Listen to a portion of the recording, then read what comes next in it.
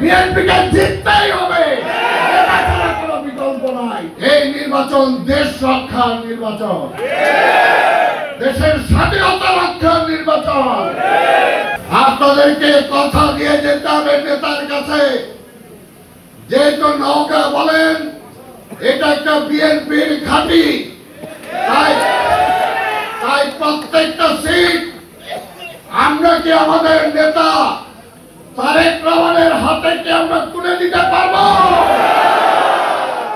আমরা সেটাই চাই, কারণ এই নির্বাচন শুধুমাত্র তারেক রহমানকে প্রধানমন্ত্রী বানানোর জন্য না, এই নির্বাচন দেশ রক্ষার নির্বাচন, দেশের স্বাধীনতা রক্ষার নির্বাচন, গণতন্ত্র ফিরে আনার নির্বাচন।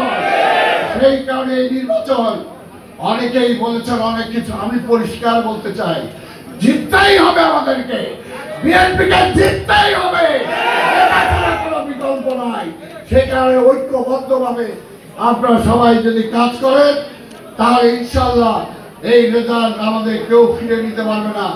আগামী দিনে তারেক রহমান বাংলাদেশের প্রধানমন্ত্রী হয়ে যে সমস্ত পাওয়া না পাওয়ার ব্যথা বেদনা আছে, ইনশাআল্লাহ দেখবেন শহীদ জিয়ার সন্তান হিসাবে, বেগম খালেদা জিয়ার সন্তান হিসাবে তিনি ইতিমধ্যে অনেক পরিকল্পনা গ্রহণ করে রেখেছেন। শুধু দলের না, দেশবাসীও কি উপকৃত হবে, তাদের জন্য কি করবেন অলরেডি ওনার কাছে সেই পরিকল্পনা আছে।